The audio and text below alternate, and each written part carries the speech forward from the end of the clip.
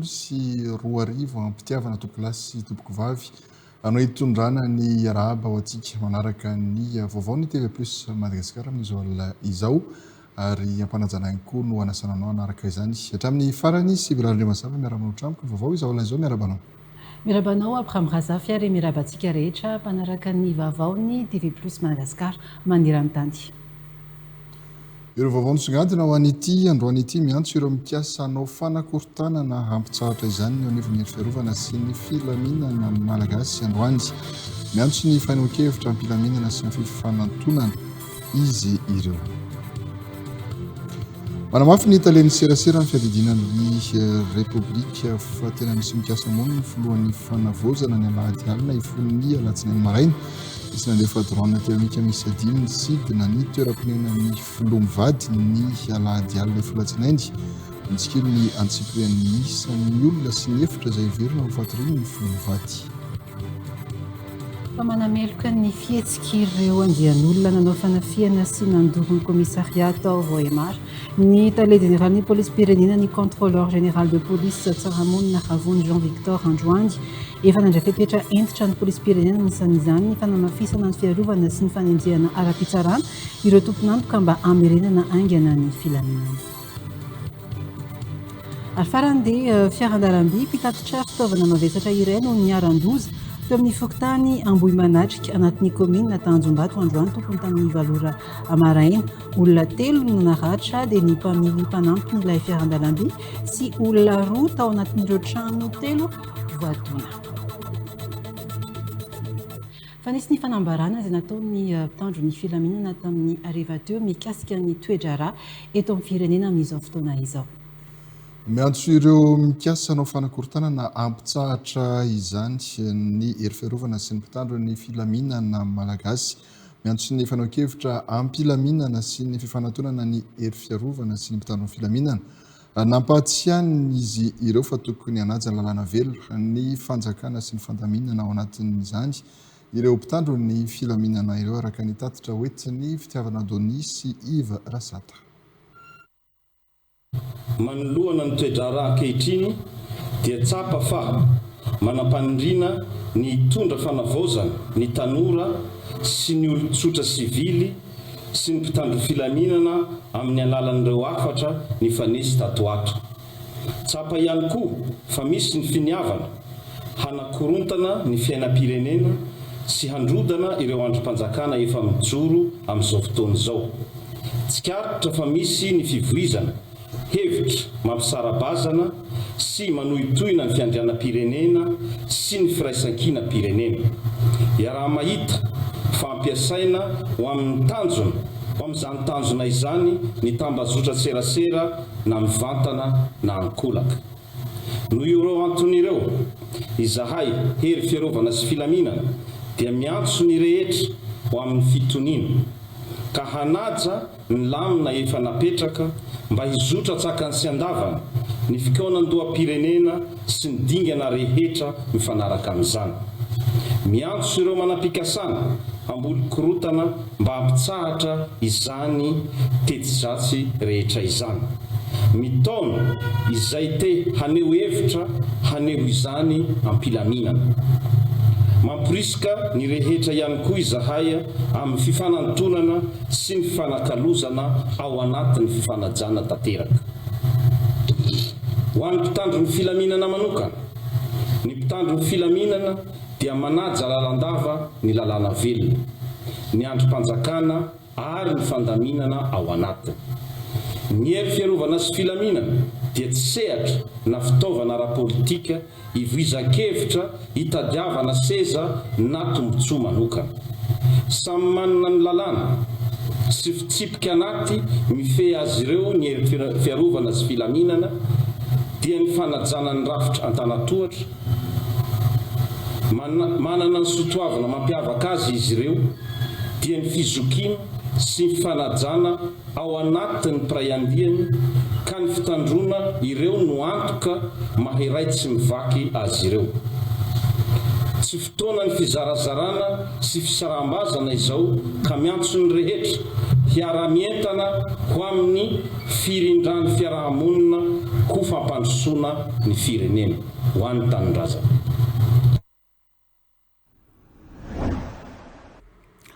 Manamafy ny taleny serasera ny fiadidiana ny fanavozana fa tena nisy mikasa amondro ny filohan'ny fanavozana Colonel Michael Ririna ny alahady alina ifony alatsinainy teo.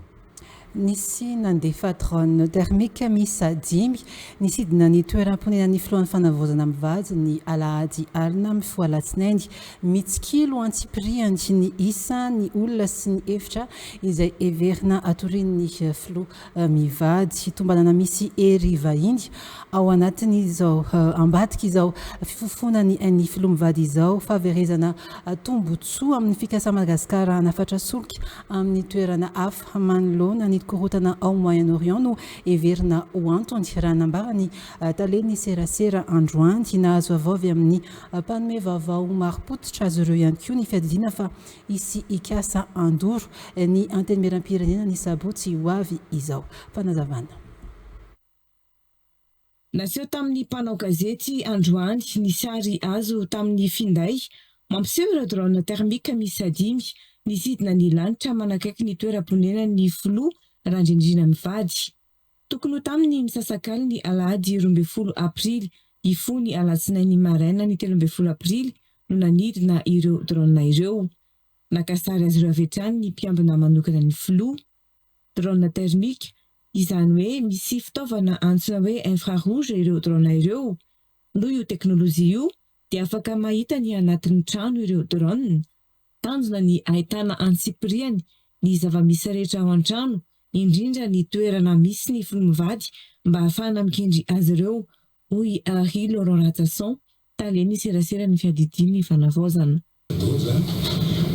Drone thermique dia eny amin'ny lanitra misy azy eny avy amin'ny alalan'ilay infrarouge avoaka amin'ny vatan'olombelona na ny hafanana ny olombelona fotsiny io dia afaka zany mijery mahita ny olona eo amin'ny tokotany ny olona ao anaty trano afaka mahita an'izany hitandao zany iza no mijoro dia mijoro aiza amin'ny tokotany iza no mijoro dia mijoro aiza ao anaty trano ny andro famombe fosasana mahery iza no matory daona fomba matory eo.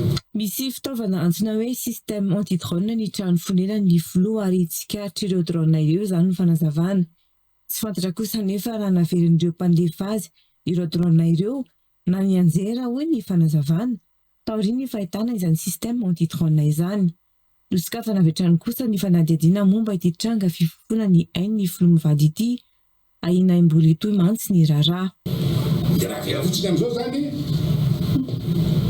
dia raha misy ravaka pitso dia ty to ilay raharaha satria tsy janona fa iny zany mijery an'izay fotsiny raha pitso amin'izay possible mety le drone de combat mihitsy amin'izay le kamikaze ny tonga eo satria ato zany ny eritreretina misy olona anankiroa siloentin'olona anankiroa amofandiny mety rapre azy ireo le président reo matonga eo reo izy mibady any ny alefa le tena izy kibom na koa mbola misy matory dia atao anankiroa kibom zany hoe le but dia tratrarina dia vonoina enao.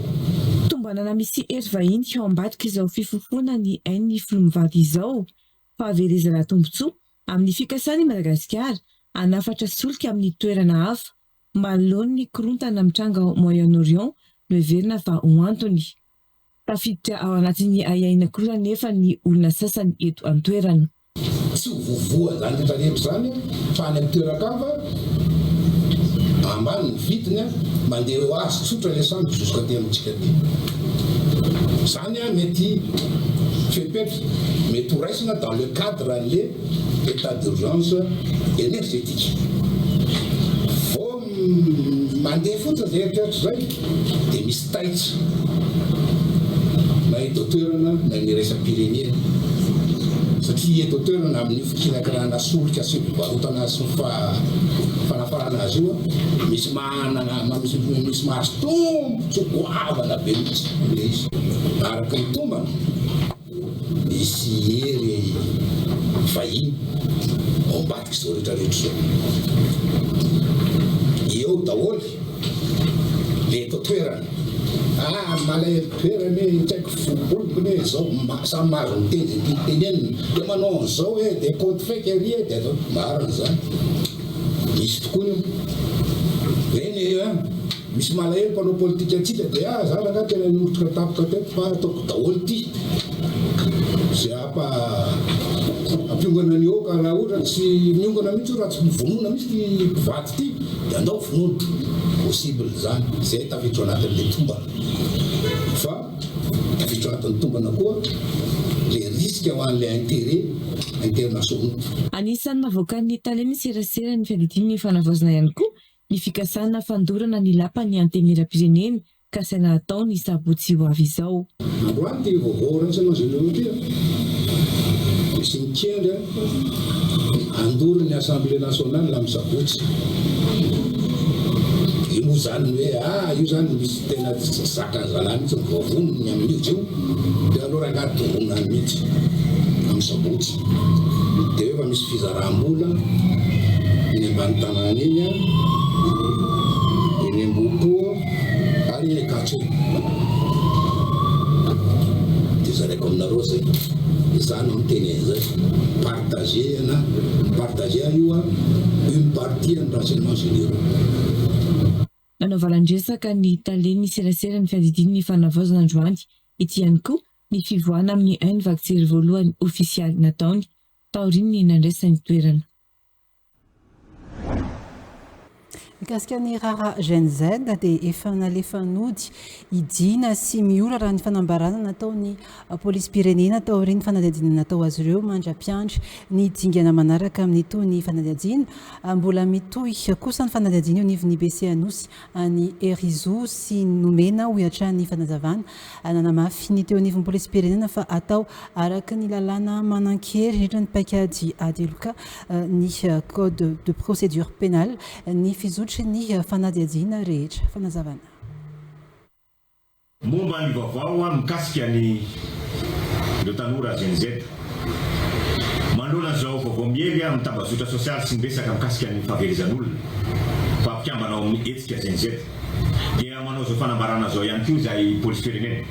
Voalohany Maria fa efatra menada izy ireo dia idina sy miora efa andraisina bavana teo anivon'ny brigade criminelle la ny 30 aprily 2024 araka ny fipetra ara-dalàna mifehy ny fanadihadiana. Faharoa taorina fanadihadiana natao taminy efa nefa nody izy ireo noho ny trangam-pahasalamana niatra taminy niady nidingana manaraka amin'ny toy ny fanadihadiana kosa nefa. Fahatelo mbola misy kosa ireo olona roa hafa dia Erizo sy Nomena zay mbola anaovana fanadihadiana ao nivon'ny brigade criminelle ihany atao araka ny lalàna manan-kery zany ny fanajana ny zon'olombelona ary amin'ny fomba matyanina tamiteraka indrindra amin'ny fanajana mipaika ady eloka na ny code de procédure pénale sy ny lalàna famaizana ihany koa zany fizotra ny fanadihadiana lalina izany. Ny polisy-pirenena dia manamafy fa mandrity ny fanatakarana ny asany dia misy ireo tsy ambarately ny fanadihadiana zay tsy afaka ho lazana itona ny atsipiriany makasika an'ireo raharaha zay onivony filaminana.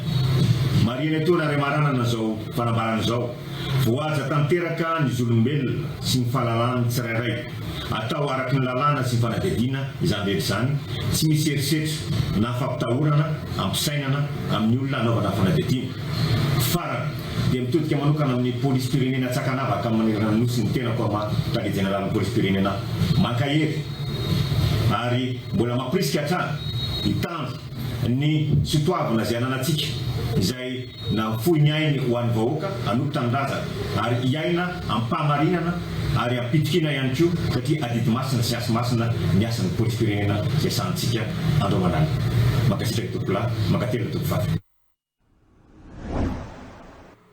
Any amin'ny faritra Sava manameloka ny fihetsik'ireo andian'olona nanao fanafihana sy nandoro ny commissaire Vohemara ny tare général ny polisy-pirenena ny contrôleur général de police tsaramonina ravony Jean Victor Androany.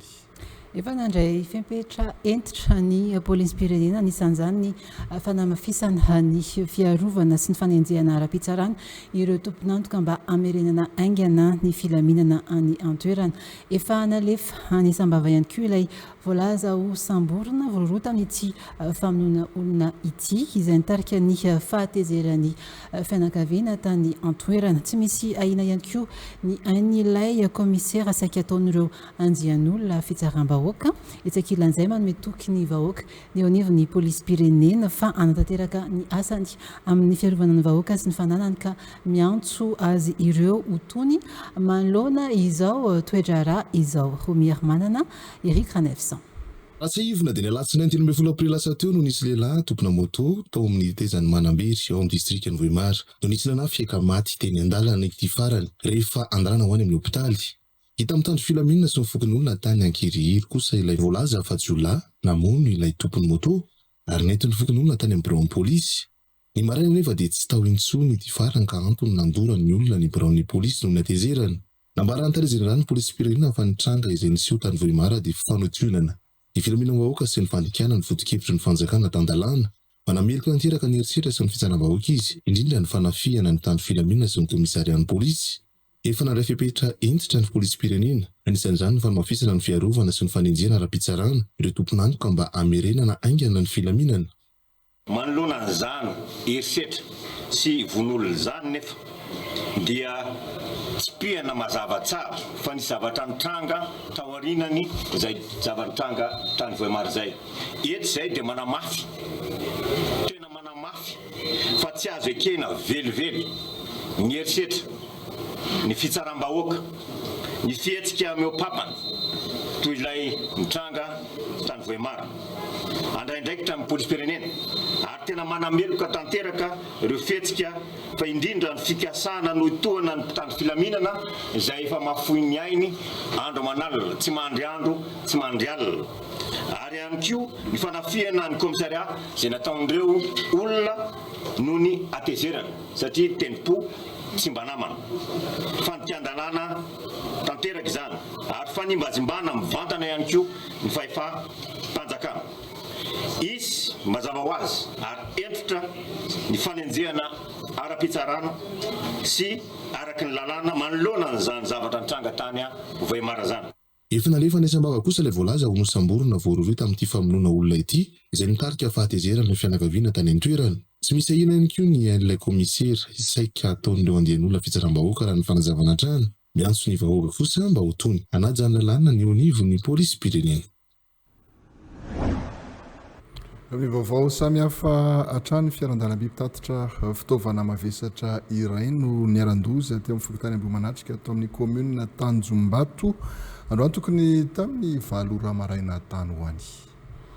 Olona telo no naratra dia ny mpamily mpanampiny ilay fiaran-dalamby sy olona roa tamin'ny ireo trano telo voadona. Loza vokatry ny fisian'ny mpivarotra mangahazo sy mpitondra moto teo avoan'ny lalamby no andehandehan'ny tsy fiaran-dalamby mpitondra milina ity raha ny fitantarana natry maso izay zava-nitranga izay. Efa noentina teny amin'ny hopitaly ireo naratra ary efa tonga teny an-toerana no nitombana mitandro ny filaminana sy ny avy amin'ny orinasa tompon'ilay fiaran-dalamby izay niaran-doza mitatra izay vaovao izay Yann Charles Larso sy Omega Ranevitson.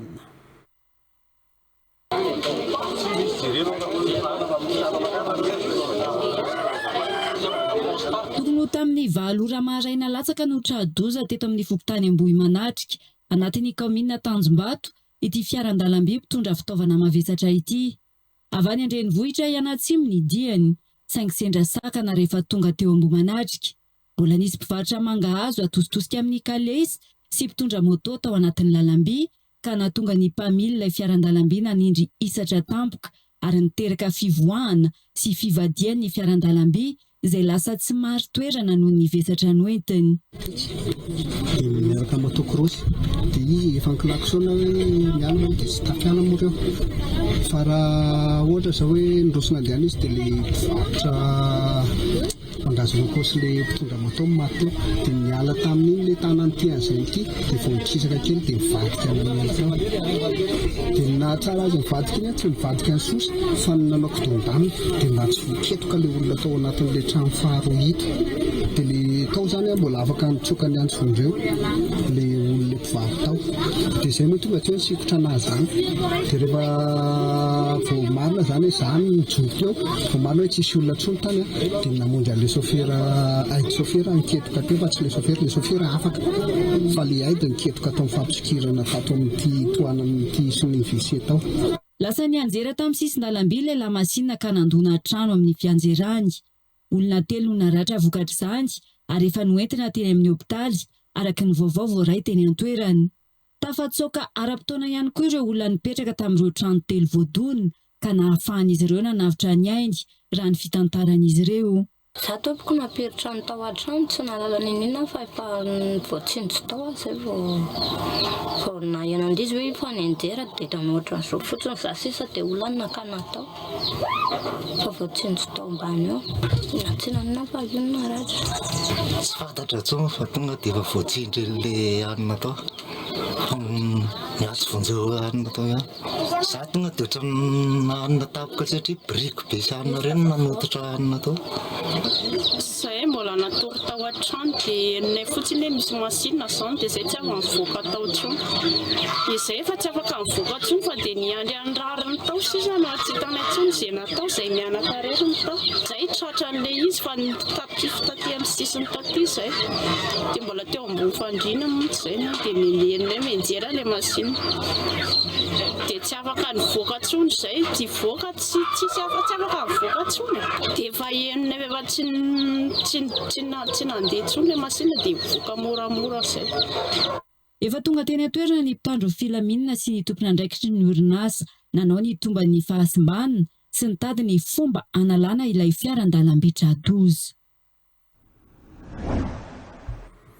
Manasantsika indray anaraka n'ireo resy be teny amin'ny tambazotra sosialy.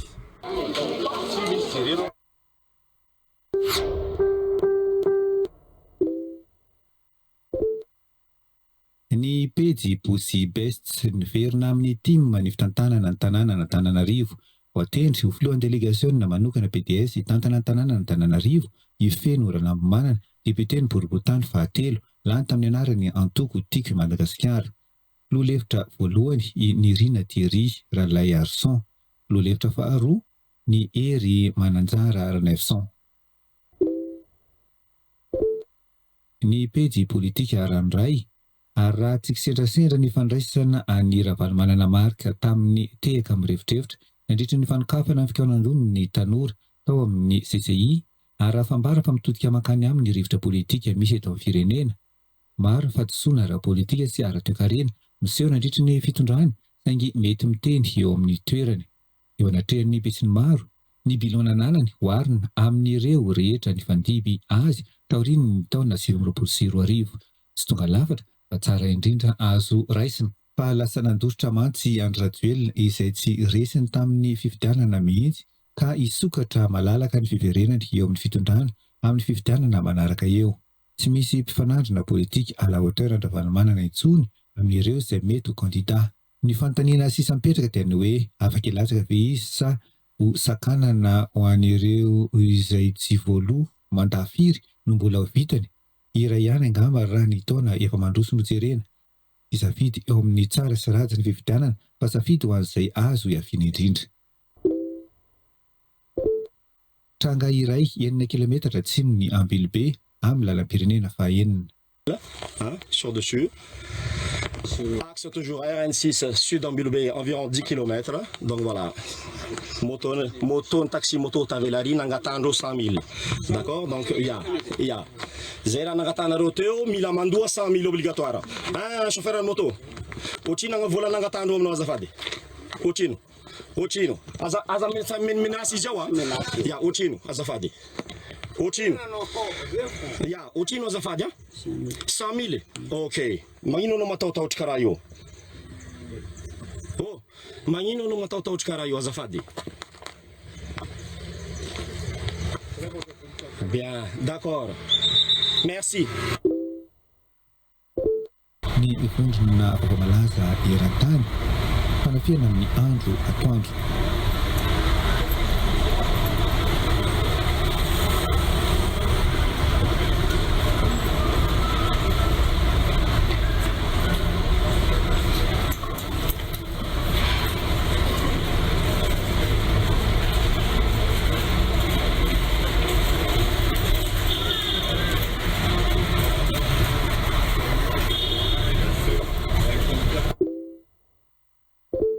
Ny pejy zanaka loatra vaovao mafana Voemara Manambery alatsinainy 3 aprily tokony tamin'ny 7 alina tovolahy mpanao taxi moto iray no novonona tamin'ny fomba feno abibina. Raha nanasany motoany teo amin'ny ranony Manambery izy dia notafihan'ny dahalo tampoka kapohany tamin'ny paramina tsy nisindra fo. Mpivady iray andeha hiseky no nahita azy voalohany niantso vonjy aingana nentina tany amin'ny hopitaly saingy tsy tafavoaka aina. Tsy ela dia voasambotry ny polisy iray olona nahina hita niaraka tamin'ny moto. Fa ny maraina nirohatra ny vahoaka no ny tsy hita teo intsony ilay voasambotry ny poka ny atezerana. Ny afara tamin'ny fandorana ny Brown ny polisy izany. Misy ihany koa ny fitazomana vetivety ny komisera Lefitra fa navototra taoriny ny fifampiresahana. Farany efa nilamina ny toetra rà tsy nisy aina nafoy. Ny tena mampanahy miamafy ny tsy fandriampahalemana aiza ny tena fiarovana ny vahoaka. Ny pejy FRPC Madagasikara apartao partageo max mba ho hitan'ny tompon'andraikitra. Tsanam-bahoaka niatra tamin'ny adjoint commissaire teo Voemara faritra Sava. Ny pejy radio Antsiva manainga izao ho atao efasanina any Inde i Honora. Androany no nanainga ho an'ny Inde hiatrika fandidiana i Honora rehefa natao izay nanafainganana ny antonta taratasy momba ny fanaovana ny évacuation sanitaire. Ny pejy 24 heures mada voafindra ireo kioska tsy ara-dalàna teny Akorondrano. Nafindra tamin'ny toerana vaovao natokana ho azy ireo mpivarotra tamin'ny kioska teny Akorondrano. Nanomboka ny herinandro lasa teo ny famondrana azy ireo ny CUA. Taorian'ny fifampiresahana sy ny fidinan'ireo ekipa CUA teny Ankianza dia voafindra avokoa izy ireo androany maraina. Nitovina avy hatrany ihany koa ireo toerana avy nialany ny mpivarotra. Ny pejy Dinosy Spas maty voatifitry ny polisy omaly ariva teny Anosy Be ity lehilahy efa malaza ratsy amin'ny fanendahana sy sintomahery eny toerana ity. Efa nigadra tamin'izany asa ratsy izany izy saingy mamerikeloka hatrany. Avy nanendaka mpandeha taxi be hisotra ho any Anosy izy no nifanendatra tamin'ny polisy sady namaly tamin'ny andro lavalela. Ny vondrona vaovao farany ville d'info ofisialy Adota-Penaka razavavy kely 2 sy 7 taona no hita faty tao an-trano araka ny vaovao sempotry ny avy-tsaribao nandritra ny alina no nafaty azy ireo. Mpiala sasatra avy any Faratsio izy mirahavavy ao Adota-Penaka razavavy kely 2 sy 7 taona no hita faty tao an-trano araka ny vaovao moa dia sempotry ny avy-tsaribao nandritra ny alina nafaty azy ireo. Mpiala sasatra avy any Faratsio izy mirahavavy.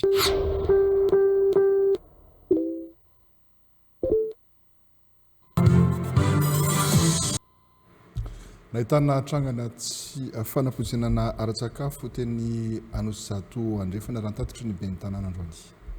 Tsy tena atahorana ireo tranganiseo saingy tsy maintsy nandray fepetra ny teo anivon'ny komina sy ny CSB raha ny fanazavana izay voaray misy noho izany ny hetsika fanaraha-maso ireo toeram-pisakafoana rehetra hatrany amin'ireo fokontany sy eny anelakelan-trano izay ataon'ireo tompon'andraikitra eo anivon'ny komina manana iray volana ireo mpivarotra hani-masaka rehetra ampanarahana ireo fenitra ny eo amin'ny fahadiovana ny filaminana amin'ireo toeram-pivarotana iroso amin'ny fanasaziana kosa ny eo anivon'ny komina aorian'io feim-potoana napetraka io raha toa ka tsy misy ny fiovana eny amin'ireo mpivarotra hani-masaka. Mitatitra izay vaovao izay Imamtina Andrembolona sy Omega Ranefjanona. Anisan'ny sehatra samy roboroba ato anatin'ny komuna no zato andrefana ny fivarotana hani-masaka. Saika ahitany izany isaky ny 10 metatra ato anatin'ny fatin'ny komuna.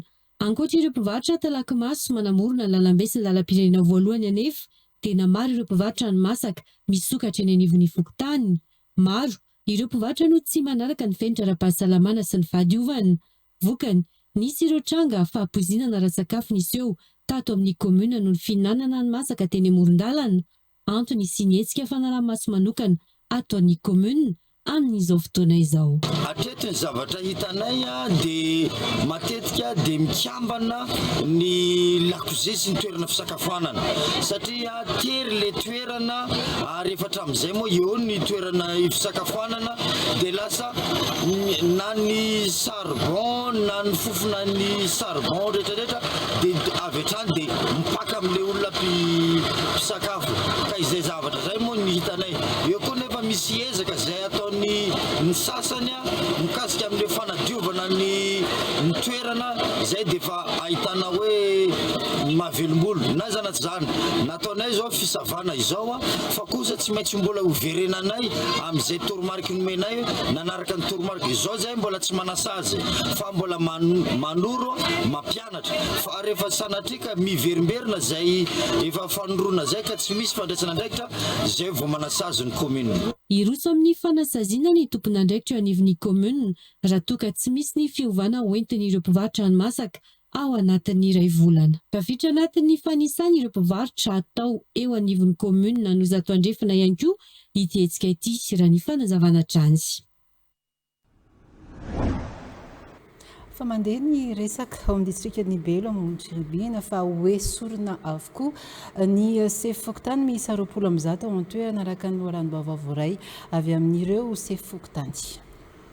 Omen'ireo olom-boafidy baiko ny chef district moka noty ho fanesorana an'ireo sefokotany voalaza fa niaradi tamin'ny fitondrana teo aloha ireo sefokotany rehetra ary tsy mety amin'ny politika ny olom-boafidy ao antoerana. Zora Barzoni. Raha voana rehefa azo esorina ary tendrena ny sefokotany eto Madagasikara dia nanery ny lehibe ny distrika ao ny distrika ny Belo Morona Tsiribina ny olom-boafidy iray ao antoerana ary nanome baiko fa tsy maintsy esorina avokoa ny sefokotany rehetra misy 20 amin'ny 100 ao amin'io distrika io hoy ny loharan'ny-baovao. Raha ny fantatra dia niara-ny asa tamin'ny fitondrana teo aloha ireo sefokotany ireo ary tsy maintsy esorina noho ny loko politika tsy mitovy ary ametraka sefokotany tovy politika amin'io olom-boafidy io ny tenany sy ny lehiben'ny distrika ao amin'ny distrika Belo Morona Tsiribina araka ny loharan'ny-baovao itany. Na dia nisy anefa ny fanambarany ny filohan'ny fanavaozana ny repoblika dia tsy tokony amin'ny alalan'ny loko politika no anesorana ireo sefokotany fa amin'ny alalan'ny asany raha toa ka hita fa tsy nahomby hatrany ny sefokotany iray. Tsy mitombona ihany koa ny fanesorana sefokotany rehetra satria tsy voatery hitovy loko politika avokoa ireo 20 amin'ny 100 ireo araka ny loharan'ny-baovao hatrany. Misy amin'ireo delegiany ambanivohitra ihany koa no efa nesorina amin'ny toerany noho izy ireo tsy mitovy firehana politika sy tsy mitovy fijery amin'ny olom-boafidy io ary mandeha ny tsindry sy ny teritery any an-toerana amin'ireo tompona ndraikim-panjakana tsy maintsy manaraka ny baikon'io olom-boafidy io hatrany. Raha ny fantatra ihany koa dia tsy nahazo nandray fitenenana nandritra ny lanonana fandraisana ny minitra fizahantany tao amin'ny komina Tsimafana ny lefitry ny ben'ny tanàna noho ny tsy fitovikevitra amin'ny olom-boafidy io hatrany nefa ny lefitra no tokony mandray fitenenana voalohany amin'ny hetsika ara-panjakana tahaka izao. Manao antso amin'ny fitondrana fanavaozana sefokotany sy ireo delege ao Belo Morona Tsiribina mba hijery akaiky io raharaham-panjakana ny toerana io ary andray andraikitra manoloana ny fanapara-pahefana ataony olom-boafidy iray ao an-toerana io satria manaratsy endrika ny fanavaozana ny tranga tahaka izao. Daterana ny telome ho avy izao ny etsika savika raha ny artista etsy Ambatombaravavy etsika iray izay manomboka mahazovana eto Antananarivo raha tonga tany amin'ny Moromaniny no tena nalaza sy nahazovana ny savika. Toerana malalaka no misafidiana satria fantatra fa ho betsaka isika no tonga amin'ny fotoana io ary malalaka tsara ihany koa ny parking amin'izao antsika izay tondra fiara. Misy telo ireo artista nafana ny fotoana amin'ny fotoana io dia Kenny, Kiki ary Rahavana. Tsy ho diso anjara avokoa ny rehetra hijery ny savika etsy Ambatombaravavy amin'izao amin'ny fatelon'ny volana Mey izao. Toy izao ary ny fanazavana misimisy kokoa momba izay etsika izay. Agnay mijoritanareo eto zao dia agnatin'ny association Kolisavika izay mpakafy ary mpiondana ny atao hoe kolotsaina Betsileo. Nina moa izay fa dia ny Savika ao faritra Moronmania ao. Zavatra karakarainay dia kolotsaina Betsileo izany hoe ny Savika agny amin'ny faritra Moronmania igny ka hoentinay eto Ambatomirahavavy izy amin'ny fahatelon'ny volana May. Ny ampiavaka an'le hetsika aloha dia Savika miaraka amin'ny artista zay fantadaza Keny Rahavana Kiki. Dia misy koa ny atao ny mozika ny gouvernement tahataigny fianarasoa. Ireo dia efa mpiaraka amin'ny Savika ary niazahana ho li Savika tagnatanana mihitsy hoe igny no hatrangy aty. Dia raha ny vidim-pidirana indray dia samendrika ny vidim-pidirana satria ny antony ny raha ngeda dia ngeda no karakaraina dia natao 5,000 ariary fotsiny ny vidim-pidirana. Mariana van Vavahady aty dia misokatra amin'ny enina parapaharivan'ny andro. Samy eritreritsika ny amin'ny parking sy ny amin'ny sécurité fa ny gendarme maro no ho avy eo, ny sécurité ny atao ny toerana tena mahafinaritra, parking malalaka dia malalaka. Natao hoe samy mitondra tôbila kiraidraiky ary sika malalaka dia malalaka. Ny amin'ny sécurité ny parking koa efa nampendreketina ny atao ny commune aty sy misy sécurité akoatran'izay hiandraikitra azy. Manentana antsika vahoaka rehetra amin'ity Savika karakarainy ity Ambatomirahavavy amin'ny 3 mai ty fa Savika miavaka ty satria ny Kolisavika no mikarakara azy dia efa misy ato ny sakisaky isan-karazany zava-pisotro, ny sakafo mahavoky, ny omby ohatra amin'izany ry Ligaly, roplanina, ry Colonel Koutity, ry Beaufort, ry Zazavavin-drano hotsika izay mpakafy Savika mino fa mahafantatra an'izany lazan'izany omby zany tagna faritra Moronmania. Dia tsindriko kely eto ny hafatra nareo agnatiny atao tambazotra serasera hitanay regny ary nizahanay ho arenina dia tonga angamba ny le 3 mai hariva dia agnareo indray ro hanoratra agnatin'ny atao hoe tambazotra serasera hoe hafa ihany ny Kolisavika rehefa manao zavatra.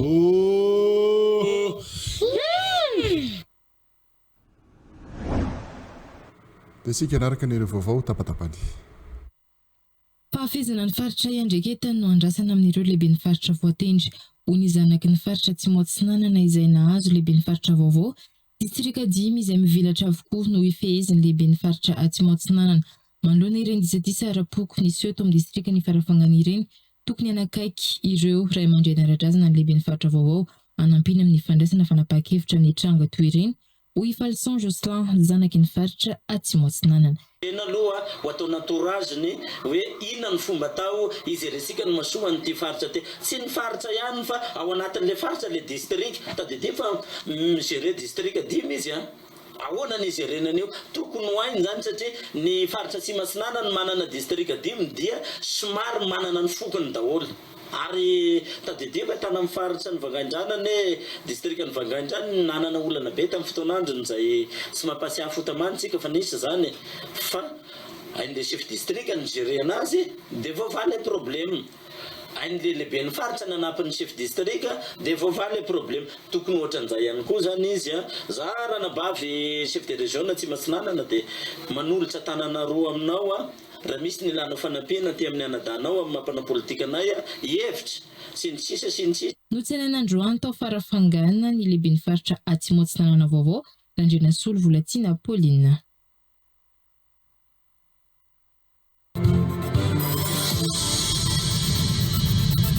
Niavaka ny sehatry ny fikarohana malagasy tarihana nazahoany ny mpikaroka mpampianatra ny loka iraisam-pirenena.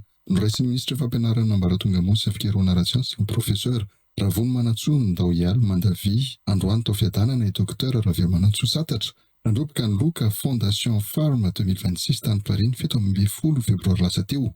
Loka iray izay manome voninahitra ny fikarohana malagasy ary mitondra vahaolana ho an'ny tontolo ambanivohitra sy ny sehatra ny fambolena indrindra amin'ny fanatsarana ny fanjariana ara-tsakafo. Ny fikarohana nataony ity paisiansa ity dia mifantoka amin'ny ady amin'ny aretina fandazo amin'ny folo ovy. Vokatra azo tsapaitana na ny fahita satria ny hena hatrany amin'ny 700 ny fiparitahan'ny bakteria manimba ny vokatry ny paikady sy ny fanentanana natao iny fotony. Ny asa fikarohana nataoko moa dia mahakasika amin'ny fifehezana ny aretina fandazo izay miatra amin'ny fambolena ovy izay voafehintsika izy amin'izao fotoana izao eo amin'ny 700 ny vahaolana sy ny fanentanana izay natao teny anivon'ny tontolona ambanivohitra. Ho antsika mikaroka ny asa fikarohana dia ato natao hamahana ny olana sy tondrana vahaolana ho an'ireo izay mila azy. Nanamafy ny ministera fa lara-pahamiana ny fanohanana ireo mpikaraka malagasy. Fakasitrana félicitation amin'ny batasiary ny toerana VBR misaotra ny toeram-piasana koa hoe raha tsy mamela anazy manao dia asa nareo tsy tonga amin'izao izy dia manatena ny kovizan'ny fikarohana mba hitondra fahampandrosoana amin'ny firenena.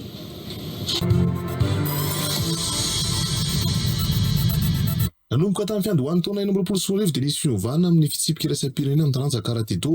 Araka izany dia mila maharaka izany avokoa ny firenena rehetra ka anisan'ny voakasika izany Madagasikara. Noho izany indrindra no isiany ny fampiofana ireo mpitsara sy mpanazatra ary ireo mpikirakira ny vokatra Madagasikara mba hanaraka ireo fenitra takiany iraisam-pirenena. Tsy maintsy misy olon-tena mpitsara iray sy mpanazatra iray ny Filipo Manerana Madagasikara miatrika fampiofanana ary tsy afaka manana anjara amin'ny fifanana izay ataon'ny federasiona ireo tsy manana izany mihoatra ny filoana FKM. Zany zavatra zany na azahoany ireo coach ny entraîneur tsika zany sy ny arbitre ary ireo administrateur ireo le manao sport data manao ny table sy ny sisa ny certificat sy ny qualification ahafahany manao an'izany asa zany ka eto zany dia miantso fa napetrakintsika fa ny club aray dia tokony hanana coach sy arbitre ray farafarakely dia miantso ny rehetra handray anjara ao anatin'izany satria raha vao tsy qualifié ilay coach na ilay arbitre dia tsy afaka handray anjara amin'ny fanahany intsony izay ataony karatedo malagasy. Nanomboka amin'ny 20 aprily izao ny fampiofanana ary toy ny 20 aprily ny volana may kosa no isy fanombanana ary ny volana jona ny fanadinana raha ny fanazavana.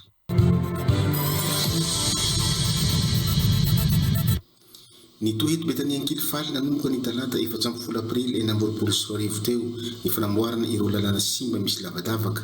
Ity lalana ity izay tena mampijaly ireo mpampiasa azy ary mahavoa elingelina ireo mpivarotra ity manodidina fa indrindra amin'ireny fotoana ny rotsakorana ireny. Namboarina rehetra zany ity lalana ity mba hialana amin'izany. Izao vao hihatsara ny fifamoivoizana eto Ankilifaly ho ireto mpamily bajaji.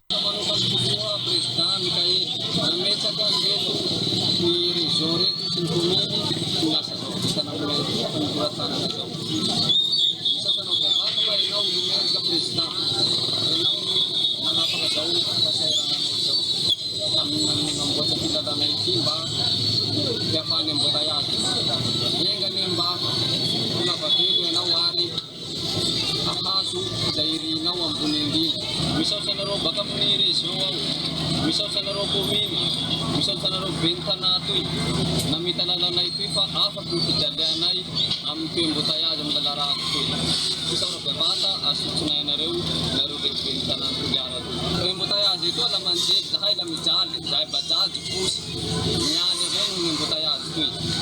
Fa fotoa zao zahay la misaotra bevata fa ho afaka nay embotaiazy amin'ny toy lalany toliara namboarinareo fisasoa toy. La isaora bevata aminareo fa tolotagna aminareo anay toy la mahasambatsy anay satria zahay afaka raha torontaky embotaiazy amin'ny lala toy zahay posy bajagy tobidy zahay toliara la mahakasitraka bevata amin'ny soavitanareo toy.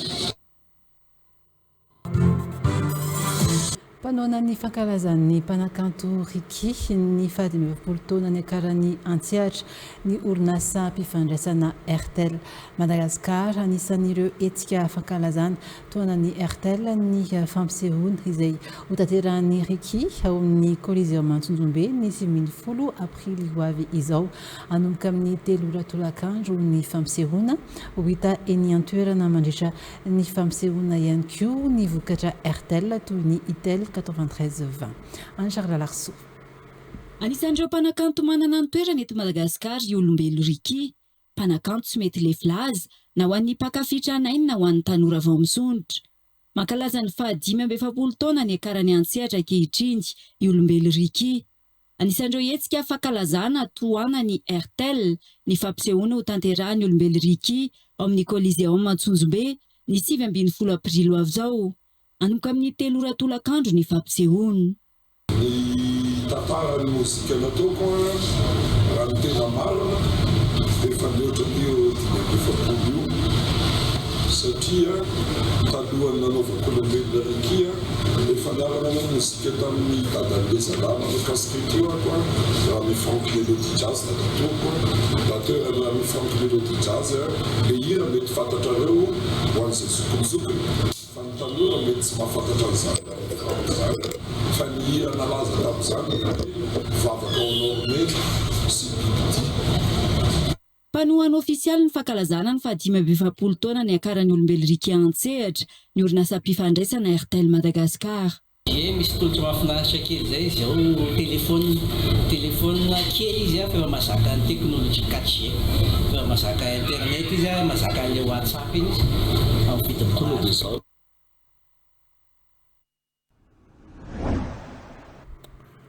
Fasio lehibe iray ankalazana ny 70 taona ny akarantarika Samuel Antsehatra vonona ny SR20 hitondra ny traikefa miavaka sy tsy hay adinoina ho an'ny mpijery rehetra tanjona amin'ity hetsika ity ny ampiray ny mpakafy ary koa ny melanja sy ampiroborobo hatrany ny kanto malagasy hiajeandria salama. 30 taona ny Antsehatra, 30 taona ny tondrana mozika sy fahatsiarovana ho an'ny malagasy, hetsika lehibe iray izay namarika ny maro araka ny nambaran'ny mpikarakara ity hetsika ity ny SR20 dia manao fanamby ho an'ny rehetra izay niraisin'izy ireo tampitiavana ka hanome lanja ny 30 taona ny Antsehatra ny tarika Samuel izay hanolotra semendrika ho an'ny mpakafy rehetra. Ny alahady fatelime wafsawa manomboka amin'ny tolakandro fa ny vavady misokatra amin'ny foloro dia ny tapakila iveletsika ao amin'ny super musique anakakela ny tapakila mivantana dia ny en ligne ao amin'ny www.tika.tv.mg dia misy akoa amin'ny ketrika.com dia eto dia mbola misoratra ireo sponsor officiel atsika IAS Madagascar, ny SF Madagascar, ny PHPA sy ny sponsor gold ny Amaka dia partenaire rehetrarehetra partenaire média, ny partenaire zotra ny Mshot Gadget, ny Beautyplace.mg dia araka ny fantanina teo hoe tiako apinaka ihany koa inona ny tena mampiavaka an'ity satria efa fantatsika ny SR20 hatramin'izay rehefa mampalais des sports dia nostalgie tena afantarana ny SR20 hatramin'izay ny génération 2000 fa mitendra toloteraka ny tena ny sabo rehefa génération telo be zao no ataoko efa mafantatra zany sabo zany efa légende dia zay koa anisan'ny safitonay hoe ampianadaba ny sabo zany ao anatin'izany fankalazana ny 30 taona tarika zany dia voninahitra ho anay SR20 no anatotozan'izany hetsika ao amin'ny palais des sports zany dia tsy nay ihany koa nambaranareo fa ny sary feo no andrindra amin'ny écran dia mirisina eo amin'ny lafiny sonorisation. Ho tanterahana eny amin'ny palais des sports ny alahady 3 Mai amin'ny 3 ora tolakandro izany. Ny tapakila dia ho hita eny amin'ny super mozika Analakely ary eny amin'ny tambazotra Tserasera efa vonona araka izany ny SR20 ary mampanantena fa ho hetsika iray ampiray indray ny rehetra ao anatin'ny gadina iray sy hafaliana iray. Sampany fampahalalam-baovao izao alina izao dia Tsioro sy Ramananarivo anivo ny ASEP Madagascar miarabanao ety ampanimboana tsara ampahafantarana ngamba hoe sy ampatsiahivina raha maromaro kokoa ina moa zany ASEP Madagascar. Miarabanareo Menatan dia miaraba ihany koa antsika rehetra izay mpanaraka ny fampahalalam-baovao eto amin'ny TV Plus Madagascar. ASEP Madagascar dia rafitra microfinance iray izay manao tantsoroka arabola ho an'ireo mpandraharaha maniry ny anitatra sy ampivoatra ny seapirina izay misy azy ireo. Misy karazany anankiroa izay tantsoroka izay. Voalohany ny antsoina hoe crédit de trésorerie izany hoe raha mpivarodamba na mpivarotra akanjo ny asanao ka maniry ianao ny anangona entana ho amidy amina saison anankiray izany hoe amin'ny vanim-potoanan'ny ririnina ohatra dia afaka apinay ianao ividy sy anangona izay entana izay dia ny mbola mora ilay entana mandritra ny fotoam-pahavaratra. Faharoa ny antsoina hoe crédit investissement izany hoe raha manana épicerie ianao ohatra ka efa simba ny congélateur anao na efa simba ihany koa ohatra ny vitrine anao dia eo ASEP Madagascar afaka manampy anao izay anana congélateur na vitrine vaovao be mba ampiroboroboana sy ampivoatra ny seapia-riana misy anao sy ny épicerie-anao. Fa ankoatr'izay ASEP Madagasikara ihany koa dia mitahiry ny volanao entinao anatanterahana nofonofonao na ihany koa entinao hitsinjo sy hiatrika ny mety ho tampoka ny aorinany. Rehefa tehirizina ao aminay ny volanao dia mety hitombo hatramin'ny 800 be izao. Efa azo lazaina hoe betsaka ny microfinance amin'izao fa ina kosa ny tokony adehanany olona na hisafidy ny ASEP Madagasikara manokana. Tena marina tokoa izay aloha. Voalohany indrindra aloha ny mpanjifa ato aminay ato amin'ny ASEP Madagasikara dia manana tombontsoa isitraka ny antsoina hoe crédit valso, karazana crédit de fidélité raha izay no azo ilazana azy io hatramin'ny 5,200,000 ariary be izao raha ohatra ka hoe ara-potoana tsara izy amin'ny famerenana ny vola amin'ny crédit hafa izay efa ataony. Faharoa manarakarak'izay ny mpanjifa rehetra ato amin'ny ASEP Madagasikara ihany koa dia misitraka fiahina ara-pahasalamana tsy izy irery ihany fa isy ny ankohonany mihitsy amin'ny alalan'ny fiarah-miasan'ny ASEP Madagasikara sy ny ADEFI Santé. Ary tombontsoa fahatelo dia manana izahay ny antsoina hoe ASEP Academy izay entina indrindra anampiana ireo mpanjifanay ampianaranay azy ireo ny fitantanana vola mba ampahomby ny tetikasany sy ihany koa ahafahan'izy ireo manitatra izay tetikasa izay sy mampivoatra izay. Tetitra atao hiprofiter an'izay avantage rehetrarehetra izay zany inona tokony atao? Ho antsika mpandraharaha malagasy na madinika na salantsalany izay maniry ny anitatra sy ampivoatra ampiroborobo ny sahanasa izay misy atsika, mety hoe mpivarotra ianao mety hoe misehatra amin'ny fitaterana, mety hoe mpanjaitra ihany koa sy ny maro hafa dia aza misalasala manantona ny iray amin'ireo masoivoa miisa 950 manerana ny Madagasikara, izany hoe efa mandrakotra ny Madagasikara mihitsy ASEP Madagasikara. Ankoatr'izay dia raisinay ampitiavana be ihany koa ianareo raha miantso ny larana 034 16 548 58 na manoratra amin'ny afatra miafina ao amin'ny page Facebook ASEP Madagasikara. Mamaly anao foana zahay ary afaka manantona anao avy hatrany avy eo. Ny ankasitrahana feno itio raha mananarivo ny vahiny teto amin'ny fampahalalam-baovao tamin'ity alina ity. Ankasitraka ianareo nandray anay.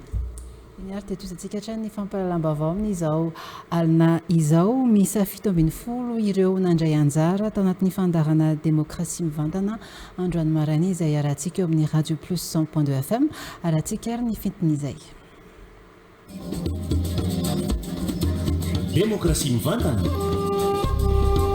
fandarana mivantana amin'ny Radio Plus 100.2 FM isanandro amin'ny 6 sasany maraina. Oui madame Vola avy any Anosizato. Tokony ho tonga saina amin'izay ny malagasy amin'izao fotoana izao satria feno lainga ny firenena.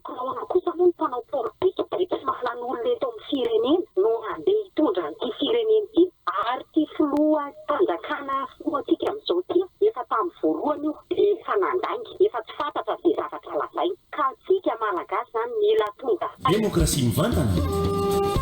Hoy kosa Monsieur Oscar avy ana-panitokana, ny firenena dia tsy tafarina mora sy aingana fa tokony tsy mampanantena zavatra tsy ho vita mihitsy. Manarina firenena tsy mora sady tsy vetivety aza manapotika fiainam-bahoaka tsy ampy anareo ve izay 6 taona efa teo amin'ny fitondrana izay tiritaona ary tadideo fa saika mbola anao 4e mandat iny firenena iny saika anao 4e mandat nareo zay tena problema tamin'ny ataonareo iny fa atsara amin'izay le lainga tadide tsara fa doka mahatondrazaka dia ny safiry député mpanohatra fa tsy ny député mpitombo tamin'izany. Demokrasia mivantana.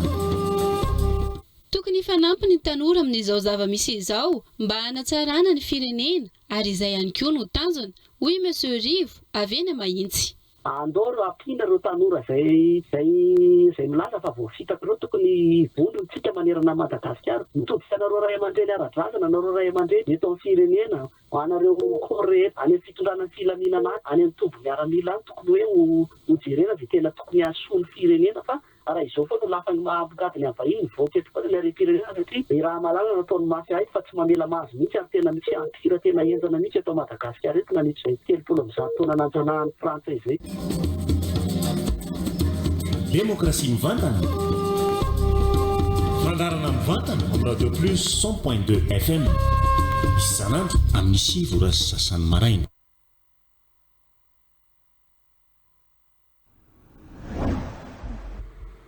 Satsika dia naraka ny voambolana.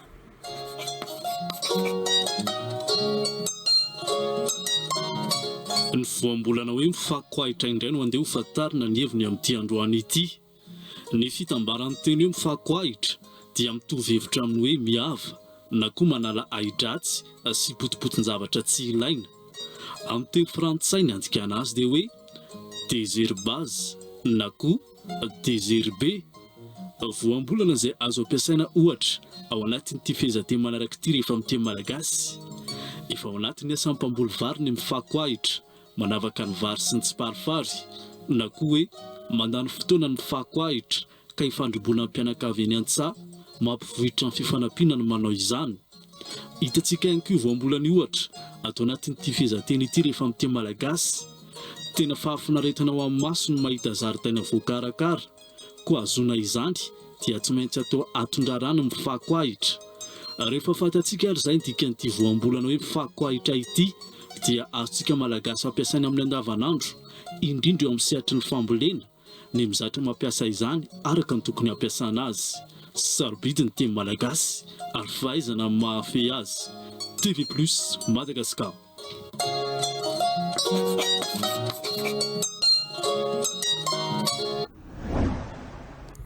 Anasantsika indray naraka ny ora hoe Antananarivo madio, maitso, milamina. Siny. Ndao mamokatra aingana kokoa mba aleo tena ara-tsakafo. Siny. Orange, eo anilanao. Manolotra ho anao. Moteur, action. Tena faela be za posy teresaka taminao anao koa biakama be dia foana miaraka aminao tsy hitako zay zao raha fandrofinjavatra iny fa tazaka mandeha tsy rehefa mandeha antsy foana hoana parapasy Siralla aera parapasy eny aefa tonga eto amin'le fotoana mimenao anako efa ao tsy maro tonga loha kely efa hitanao ianiko zany fotoana zany maty saripady be tsy maintsy adzay eny efa andalana koa tonga loha be izy zany efa andalana andalana hitanao moa ny embouteillage atao ville le raha malala ianiko afaka ady mifiry anao tonga efa kaiky tsy miandry anao aho koa to dia amin'le toerana eo mihitsy eo any andrasanao okay mahazo toa anao miandry hoavy antsy foana koa zany lo niany efa ahoana fa izy tsy kesindrimana fa tonga zany fotoana dia andray aterako ianao ary zany andeha hamonjy olona ko sy olona tsy important zany aiza koa zany important am'zao ka matoa inge izy anao fotoana aminao mafoy fotoana aminao dia important zany le zavatra boyaka mange zany alao izy aloha iletika fotsiny any alao izy mba hitsatoka kely fa aizany namana raha ve dia atao an'izany izy afaka afanao fotoana amiko ndray izy raha pitsina raha afaka pitsina ohatra ka fa ndrizo ny androany hitako dia ahoana ny antsikesindrezany andeha kely mba hiaraka isotrosotro kely sakafo kely zany miandry kely ale appel zay dia afaka mandeha tsika fa afaka hoe lalovana any koa ngely namanao alao le riz hoany tsy important loatra le riz zany tsy manina ve nefa ohatrany hoe dia raha pitsa amin'ny tena zavatra amin'ny fisiny tenenina fotsiny izy avy hoe vaky pneu na ohatra zany dia tafaraiky tany dia tsy voloko dia voloko ny fonina dia amin'izay izy tsy miantsoantso tsony dia atsikesindrirera resaka avy eo azy manelingelina fotsiny any iny akamareny zay dia maty daola andeha fakely ny arabe dia vitsavatra sarobidy ny fotoana mahaiza manaja olona aiza mametrapetraka coupé dans la boîte.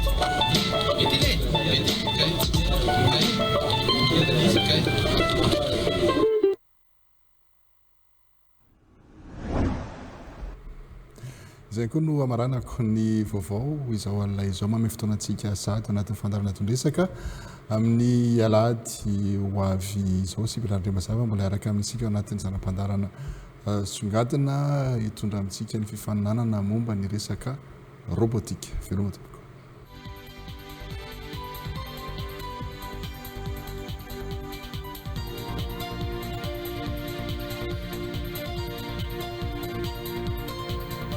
Iatrika ny lalao famaranana amin'ny famoronana robot eto Afrika anatin'ilay fifananana Science Fest Africa eny amin'ny 20 i Madagasikara any Côte d'Ivoire no antanterahana io lalao famaranana io ny 20 aprily ho avy izao. Asa famoronana miisa roa dia robot mioty voankazo sy robot afaka mandika teny tanana no enti Madagasikara any amin'ity fifaninanana ity. Anisan'ny paika iray hoentina ampirisihana ireo tanora sy ny mpianatra irona amin'ny fikarohana sy fanaovana asa famoronana ho amin'ny sehatry ny teknôlôjia. Ity fifaninanana iraisam-pirenena ity mitondra izay songadina androany izay Imamtina Andrimlola sy Omega Ranevton. Tetikasa antsoina hoe Harvest Board robot iray afaka mioty voankazo no noketrehiny Tsivelaza Thierry mpianatra kilasy voalohany amin'ny rafitra fanabeazana malagasy eto amin'ny sekoly Marify. Anamavanana ny andavanandro ny tantsano antony ity famoronana ity araka ny nambarany. Anarany Harvest Board dia le projet manka voninkazo dia efa tsy misy intervention olombelona zany izy fa efa vita programmation anatin'le robot dia le robot ihany no manao le activité rehetra. Robot iray afaka mandika teny tanana na langue desine amin'ny alalan'ny ianany intelligence artificielle. Antsoina hoe hand to voice kosa no tetikasa ny irandrian'irina volany ainina ho azy te hitondra famoronana tsy dia be mpanao no antony. Saika miompana amin'ny famoronana robot ampihenana ny asan'ny olombelona mantsy no atao amin'izao fotoana izao. Ataoko dia robot hand to voice ny anarany. Intelligence artificielle no miasa be amin'ilay izy. Ny concept an'ilay izy ho anomona dia mihetsika ny tanana dia fantan'ilay robot ny fihetsika ny tanana dia avoaka ny feony. Tena ilavana azy ifampiresahan'ny olona mona sy ny tsy mona satria ny olona rehetra tsy voatery afantatra langue desine daholo. Roa volana noho ny karakarana izy mianadahy ireo tetikasa ireo. Nisy ny tohana nataony mpampianatra robotika avy amin'ny sekoly ny aviany. Ataony sekoly ara-pahamiana mantsy ny fampiroboroboana ny taranja siantifika ara ny fanazavana. Mampirisika ny fikarohana ataondreo mpianatra ny sekoly amin'ny fanomezana tohana azy ireo. Misy ihany koa ny fanomezana vatsim-pianarana ho andreo mpianatra mendrika hianatra any Turkia anohy izay asa fikarohana ara-tsiansa izay. Ireo asa famoronana miisa roa ireo no isolitena ny Madagasikara amin'ny lalao famaranana ny Science Fest Africa any Côte d'Ivoire. Aneo ny tetikasa ny anatrehany mpitsara iraisam-pirenena amin'ny sehatra tontolo iainana ny teknôlôjia, ny enjeneria ary vahaolana ara-tsiansa ireo mpifaninana mandraitra ity fifaninanana ity. Ankoatra izay, ity hetsika ity dia sehatra iray izarana fahalalana sy kolontsaina ho an'ny ireo tanora avy amin'ny firenena samihafa. Mifanaraka amin'ny vina maneran-tany ho an'ny sekoly ary mampitombo ny fahaliana ny tanora amin'ny siansa, ny fisian'ny fifaninanana iraisam-pirenena tahaka izao raha ny fanazavana. Dia izay koa no manakatona ny fampalalam-bavao amin'izao alina izao. Mankasitraka antsika rehetra nanaraka izany hatramin'ny farany. Veloma tompoko.